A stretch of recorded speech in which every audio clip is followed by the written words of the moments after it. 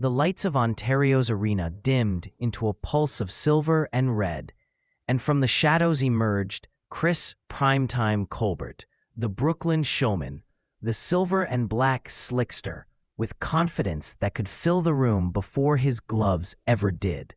The crowd buzzed with curiosity, half cheering his swagger, half waiting to see if the self-proclaimed future of the division still carried the spark that once made him one of boxing's brightest young stars. Across the ring stood Omar Super Salcido, the quiet destroyer from Mexico.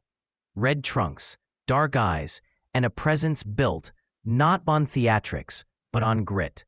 Salcido wasn't there to dance under lights. He was there to fight under them. The ring announcer's words thundered between their stares. They touched gloves briefly. No smiles, no small talk. The bell rang, and the night breathed in. The first round began, with Colbert flashing his trademark slick movement, popping jabs with a smirk, gliding on the balls of his feet like a matador. Salcido's approach was steady, almost unbothered, walking forward with the patience of a man who had seen flash before, but knew that flash alone didn't survive fire. The arena's air thickened with expectation. Would the rhythm return to Colbert, or would the pressure of a hungry Mexican fighter smother it? The early rounds were a study in contrast. Colbert's speed and style versus Salcido's persistence and pressure. Chris circled, slipped, and countered, his silver gloves flashing like lightning strikes in the dark. His jab flicked out in bursts, sometimes doubling, sometimes feinting to bait the hook. But Omar, relentless as a storm surge, absorbed the data, step by step cutting off the ring. Each time Colbert pivoted out, Omar followed with a thudding left to the ribs or a looping right over the top. The punches weren't always clean, but they were heavy, the kind that reminded you boxing isn't about perfection. It's about attrition. Colbert's rhythm began to falter under that steady march. You could see it. The little steps backward became bigger ones. His counters came slower. Between rounds, his corner told him to stay composed, but Salcido's pressure was beginning to bend that composure like heat on steel. The Mexican fighter's game plan was clear. Walk him down, make him uncomfortable, and drown the slickness in volume and heart. By round 3, the crowd sensed the rhythm shift. Colbert's smirk was gone. Salcido's shoulders were loose, his breathing calm. Each round became a small war of space. The Brooklyn boxer trying to dance free, and the man from Mexico City closing in, inch by inch, until the ropes became his allies. By the middle rounds, the fight had turned into a psychological test, a battle between Colbert's instinct to evade and Salcido's mission to engage.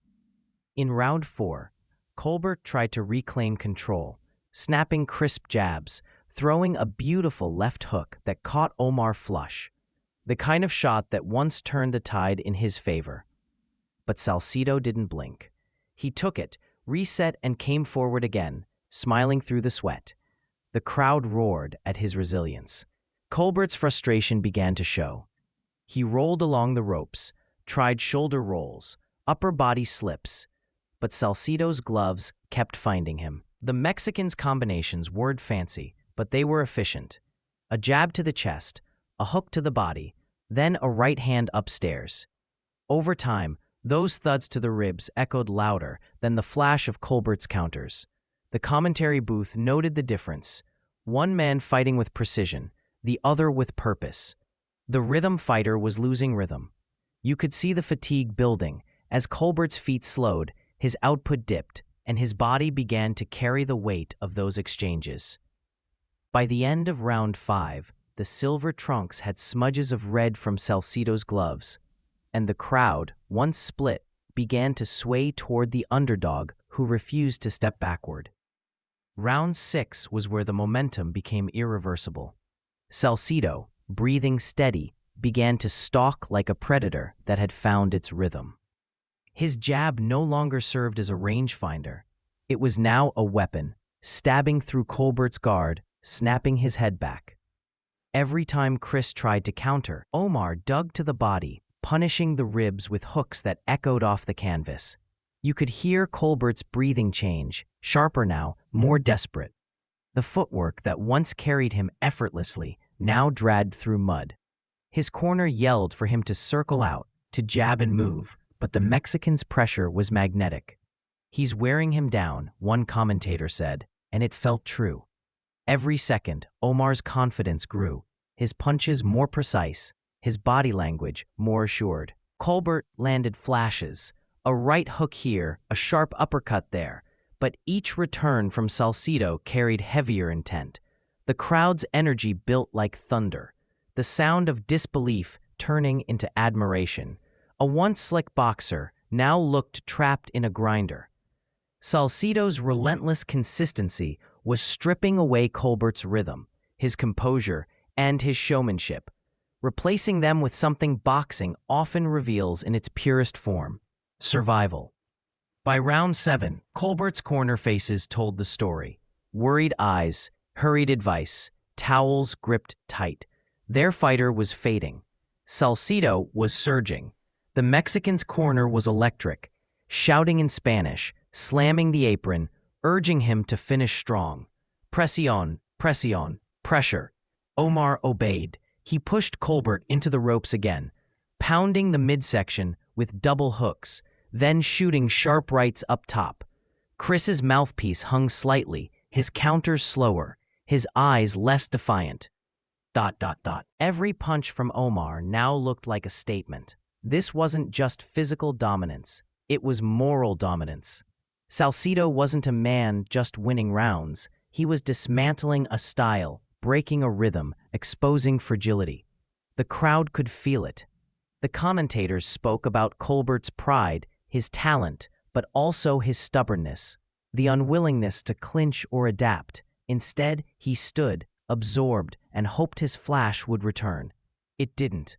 By the bell's end, Colbert walked back to his corner quietly, his face swelling, his chest rising like a man who had entered deep water without realizing how far the shore had gone.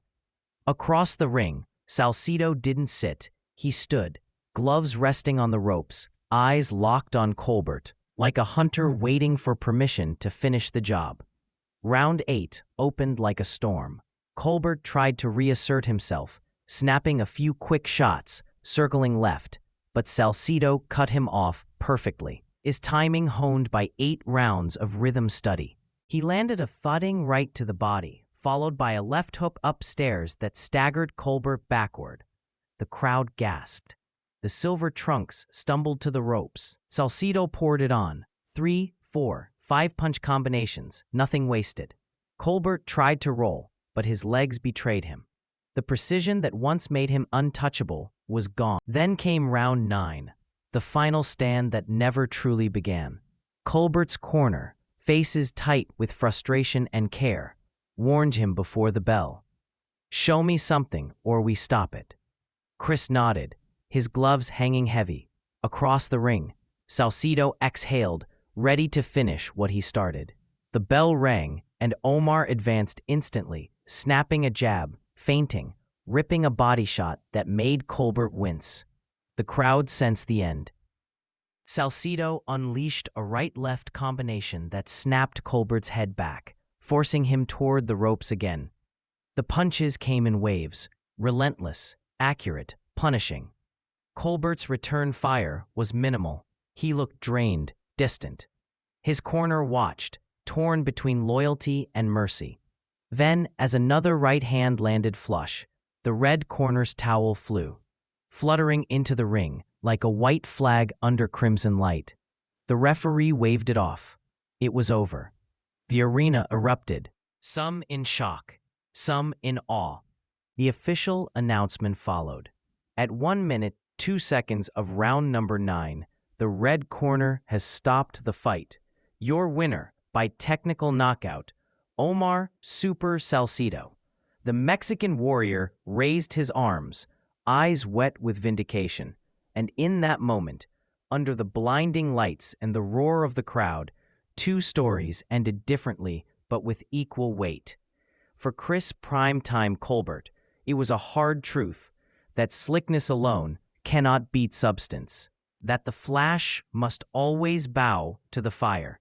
He had entered to show the world he still belonged among the elite, but left reminded that boxing is as much about resolve as it is rhythm.